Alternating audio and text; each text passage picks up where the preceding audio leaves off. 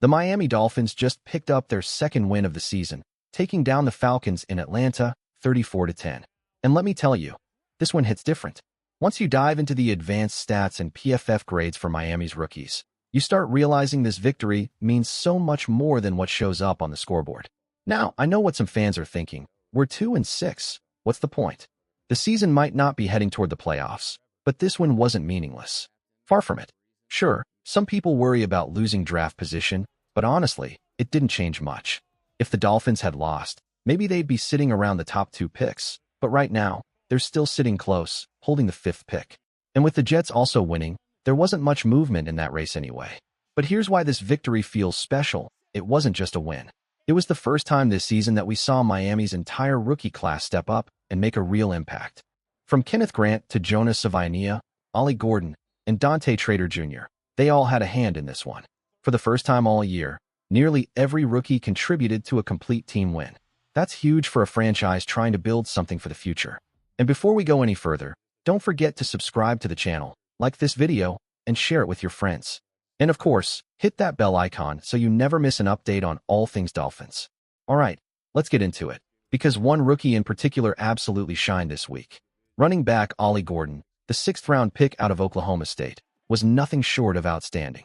According to Pro Football Focus, he ranked as the 7th highest-graded running back in the entire NFL for Week 8. And you can see why.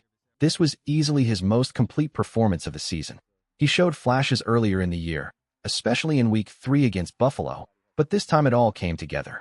Gordon not only found the end zone again, this time through the air on a perfectly executed 20-yard screen pass. He looked confident, explosive, and ready for a bigger role. On that touchdown, Ollie Gordon showed exactly why the Dolphins drafted him: patience, balance, and power. He slipped behind his blockers, turned upfield with perfect vision, and followed a beautiful block from Aaron Brewer right into the end zone. Brewer deserves some credit too. He was rock solid on Sunday, consistently winning at the point of attack. Gordon averaged an impressive 4.6 yards per carry against Atlanta, making him Miami's most efficient back of the day.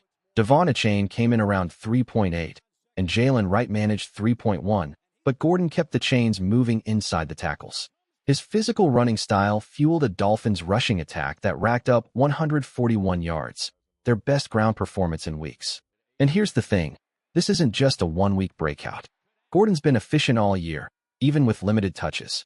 Through 8 weeks, he's only carried the ball 23 times, but among every NFL running back with at least 20 carries, Gordon ranks 4th in the league in success rate on runs between the tackles, sitting at a remarkable 56.5%. The only players ahead of him? Kareem Hunt, Samaj Perine, and Jonathan Taylor. That's elite company for a 6th-round rookie. Miami drafted Gordon to complement Devon Achane's explosive, speed-based style, and that's exactly what's happening. At 6 feet 2 inches, 225 pounds, Gordon brings a bruising, downhill presence. He's the kind of runner who always falls forward and wears down a defense late in games. Together, he and Achane could become one of the most balanced 1-2 punches in the AFC if they keep developing at this pace.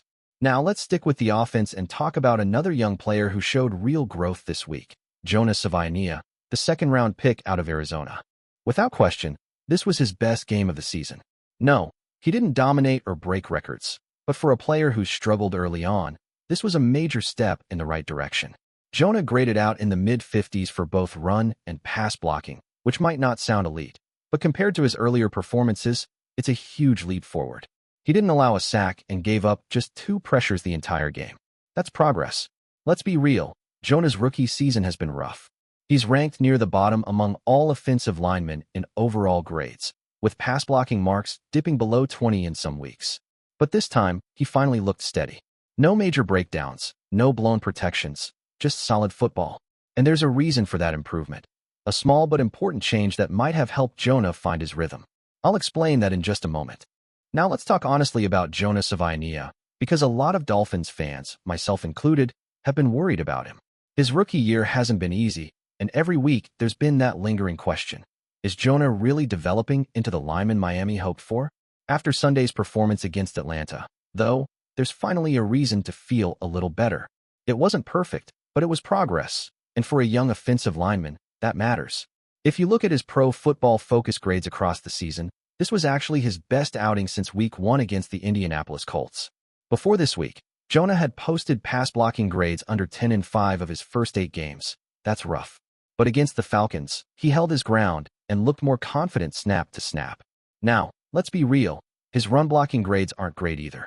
They're not elite, not even above average, but that's still his strength.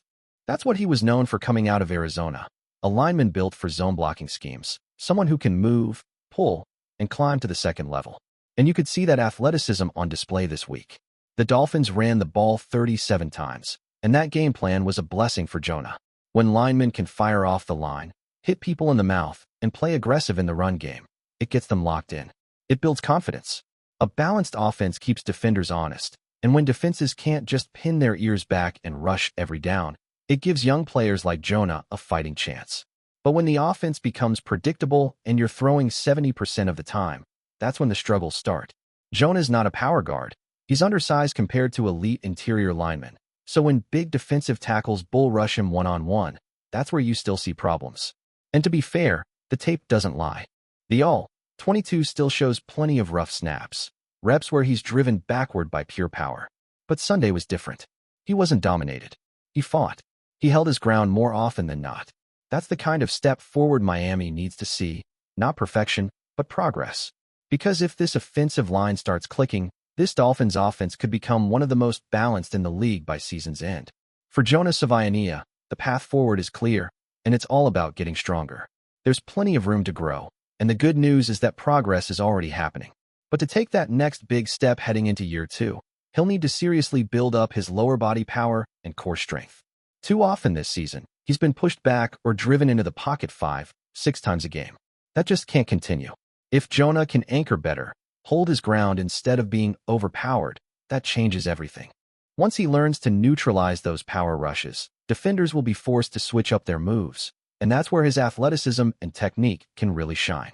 Stopping the bull rush is the foundation. Once that's under control, Jonah's natural quickness and footwork can start to take over. It's not about perfection yet. It's about progress, and every week he's showing signs of it. There's still plenty to fix, but you can see the potential of this young lineman from Arizona beginning to surface.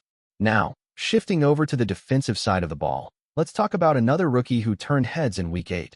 Dante Trader Jr., the 5th-round safety out of Maryland. This kid was outstanding. According to Pro Football Focus, Trader graded as the second highest safety in the entire NFL for the week, a massive statement for a rookie still finding his rhythm. He played 37 snaps, the third most among Miami's safeties, and stepped up big time after Deshaun Elliott and Javon Holland were both dealing with injuries early on. Trader's instincts, range, and tackling discipline stood out all game long. You could see the confidence growing with every rep, the kind of performance that earns trust from coaches and veterans alike. That's the kind of game that builds belief, not just in the locker room, but among fans too. Miami's young defensive core might be raw, but moments like this are proof that the future on that side of the ball is bright. Dante Trader Jr. followed up his breakout performance with numbers that tell the whole story.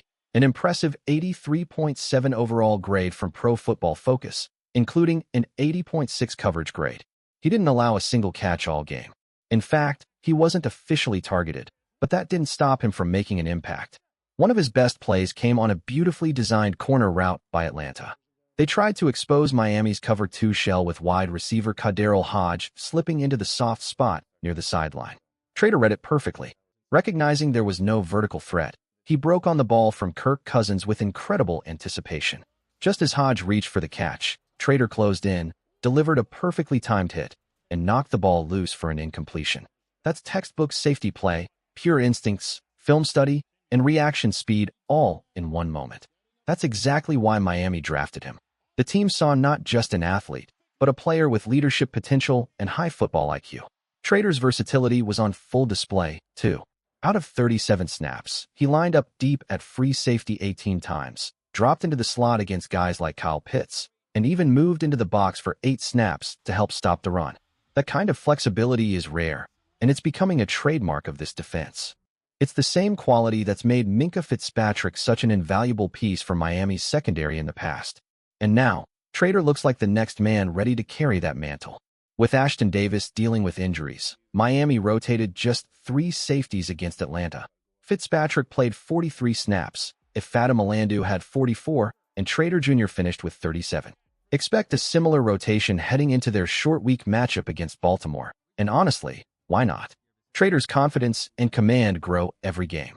Speaking of growth, let's shift to Miami's first-round pick, Kenneth Grant, the defensive tackle out of Michigan. Drafted 13th overall, his rookie year started slow, but over the last 2 games, especially against the Browns and Falcons, he's beginning to flash that first-round talent Miami believed in. You don't always measure interior linemen by stats or PFF grades. You see their impact live. When a defensive tackle pops off the screen during the broadcast, controlling the line of scrimmage and collapsing pockets, that's when you know he's making a real difference. And lately, Kenneth Grant has started to do exactly that. How many times over the last couple of weeks have you caught yourself saying, "There's Kenneth Grant again, making another play"? It's not always about tackles showing up on the stat sheet. It's about impact. Watch closely and you'll see it. Grant pushing back the center or the guard, collapsing the pocket, or blowing up a running lane before it even develops. Sometimes the running back has no choice but to bounce the play outside, all because Grant bulldozed the interior and changed the entire structure of the run. That kind of disruption doesn't always show in numbers, but it absolutely changes the game. Against Atlanta, Grant registered 2 interior pressures, and when you look at his film over the last 3 weeks, there's been a clear upward trend. Early in the season, against the Colts, Patriots, Bills, Jets, and Panthers, he struggled. No denying that. But now, you can finally point to the screen and say, "That stop right there?" That happened because Kenneth Grant controlled the line. He's beginning to find his rhythm, and that's what you want from a young defensive tackle, steady progress. Now, to be fair, Miami's rookie class as a whole hasn't lived up to expectations so far. Jonah has struggled. Grant and Trader Jr. have both had rough patches. The lone bright spot early on was Ollie Gordon, who, despite being a 6th-round pick, has taken full advantage of every limited snap he's been given. But Sunday's game against Atlanta felt different. For the first time, all 4 rookies showed flashes of what they could become. Maybe they're finally adjusting, learning the speed, the physicality, and the preparation the NFL demands every single week. Maybe, just maybe, they're starting to turn the corner. And if they can carry that same energy into Thursday night against the Baltimore Ravens, then Miami might really be cooking with gas. That's all for today's episode of Dolphins Today. We'll be back tomorrow with 2 more videos as we gear up for Week 9. Thursday Night Football, Baltimore versus Miami, under the lights in the 3:05. If you enjoyed the breakdown, hit that subscribe button, drop a like, and let's push to 77K before kickoff.